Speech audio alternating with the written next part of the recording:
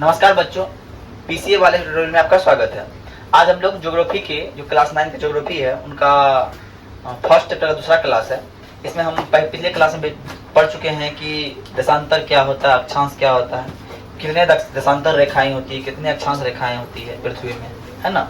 इनके बारे में पूर्ण रूप से जान चुके हैं। उत्तरी गोलार्ध क्या है, दक्षिणी गोलार्ध क्या होता है, भूमध्य रेखा क्या है, विषुवत रेखा क्या है, कर्क रेखा किसे कहते हैं, है ना, कर्क रेखा किसे कहते हैं, मकर रेखा किसे कहते हैं, इन सब के बारे में जानकारी प्राप्त कर चुके हैं। इस क्लास में उस गोलार्ध का एक भाग है जिसका नाम है भारत, जिसका नाम है भारत भूभाग।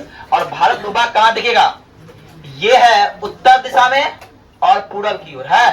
ये उत्तर और पूरब की ओर है क्या नहीं है? और इसी भारत का एक पूर्ण मानचित्र बना के हम देखते हैं, तो ध्यान से देखिएगा। अगर हम भारत की बात करें तो भारत का ये मानचित्र है, और भारत का जो उत्तरी है वो 37 डिग्री से लेके 8 डिग्री 4 मिनट तक है। 37 डिग्री 6 मिनट से लेके 8 डिग्री 4 मिनट तक है। लेकिन अगर संपूर्ण भारत की बात करें तो भारत का ये बिंदु दक्षिणतम बिंदु यहां तक आ गया है। कहां तक आ गया है? यहां तक, क्योंकि ये एक द्वीप समूह है। कौन द्वीप समूह?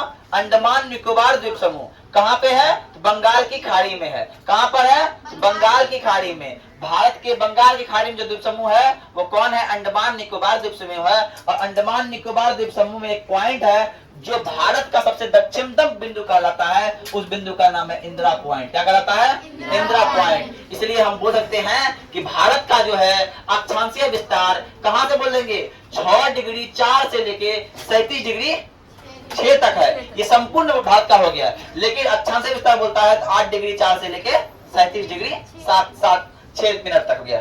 बात क्लियर? अगर संपूर्ण भारत की बात करें तब हम यहाँ की बात करेंगे। बात क्लियर? अब आते हैं, ध्यान से देखिएगा। उत्तर दक्षिण, पूरब पश्चिम। पश्चिम में है एक देश जिसका नाम है पाकिस्तान। इसका नाम है पाकिस्तान। क्या नाम है? पाकिस्तान। और पाकिस्तान के बाद एक देश निकलता है जो है अफगानिस्तान। क्या है? अफगानिस्तान। अब आते हैं, ये हुआ पश्चिम की बात कर लिए। अब पश्चिम की बात कर लिए, अब उत्तर की बात करते हैं। उत्तर में एक देश आता है नेपाल, एक आता है भूटान, तिब्बत और चीन। क्या आता है? पश्चिम में नेपाल, भूटान और तिब्बत और चीन आता है। कोई दिक्कत? अब पूरब की ओर आ जाए तो पूरब की ओर आ गया बांग्लादेश, म्यांमार। बांग्लादेश और म्यांमार।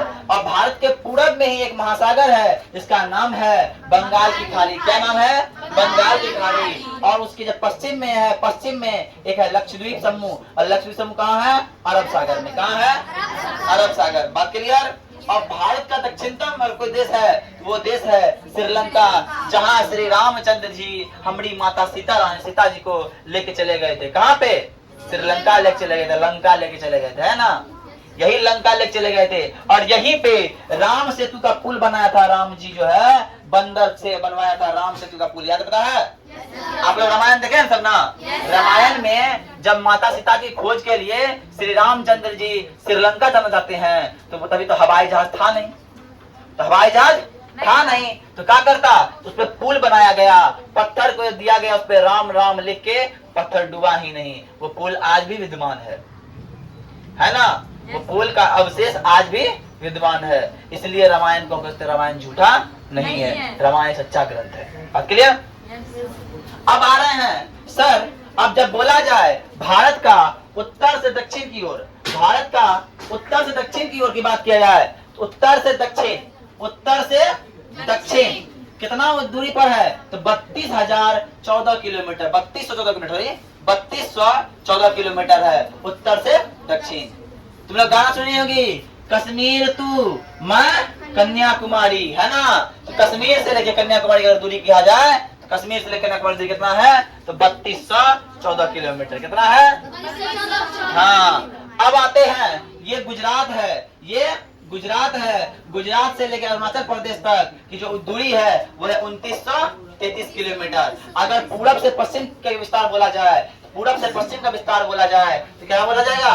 पूरब से पश्चिम का विस्तार है 2933 किलोमीटर और उत्तर दक्षिण का विस्तार है 3214 किलोमीटर। कहीं लिख लो इसमें बीच में, समझा? कहीं लिख लो इसके बीच में, ठीक है। भारत की लंबाई उत्तर दक्षिण में है कितना कितना है 33,3214 किलोमीटर और पूर्व से पश्चिम में कितना है 2933 किलोमीटर। ये लिख लीजिए बगल में कहीं पे, ठीक है। अब आते हैं, अब बात समझ में आ गया, भारत का मैप समझ में आया। और भारत के उत्तर में ही एक बहुत बड़ा पहाड़ है जिसको हिमालय का नाम कहते हैं, इसको हिमालय का नाम दिया गया है। वो हमारे भारत में एक प्रहरी का काम करता है। बात क्लियर।